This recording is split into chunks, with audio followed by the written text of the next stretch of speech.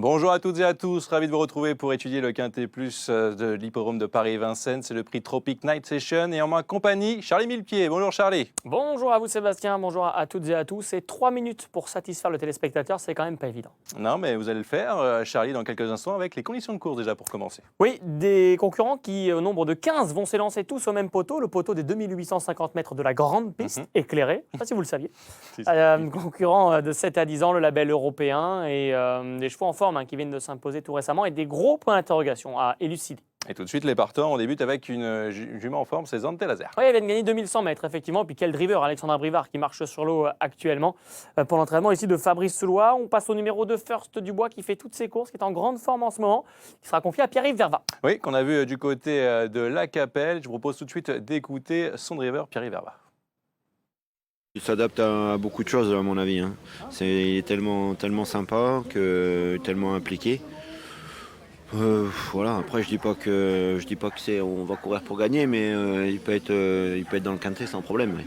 Une belle chance pour faire l'arrivée, Charlie, et on poursuit avec plutôt des outsiders. Oui, Vicky Laxmi et Futur Duchesne ont un petit peu moins de chance a priori. Fable Duplessis est en quête de son meilleur niveau après 3 courses dans les jambes. Falco Berry, c'est l'ex de la course. Jean-Michel Bazir le présente pour la 4e fois sous son entraînement, la 2e fois déféré des 4 pieds, puisqu'il y a quelques jours seulement à Vichy, il a fait la faute dans un tournant. Il faudra le reprendre et je vous dirai pourquoi. Formy est en grande forme. Fille Duchesne peut causer une petite surprise. Elle a un peu manqué l'objectif dernièrement en Ranguin, mais pourquoi pas un rachat.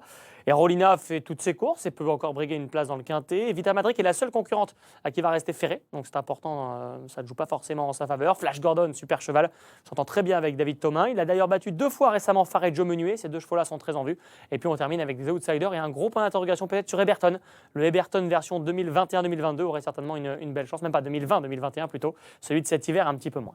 Quel plus riche. Maintenant, c'est à vous de nous convaincre avec votre ticket.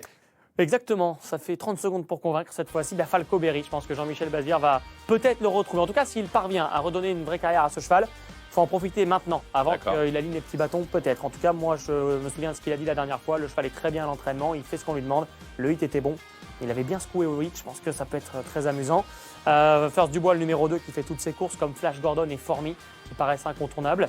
Derrière, Faré Joe Menuet également. Et puis Fille Duchesne, je trouve que c'est l'outsider marrant devant Zante Laser, qui devra bénéficier d'un bon parcours. 10,50 €, mon cher Sébastien. Flexi 25% pour ce quintet. Merci beaucoup Charlie, merci à toutes et à tous. Et à bientôt sur 3 minutes chrono. Bon jeu à tous.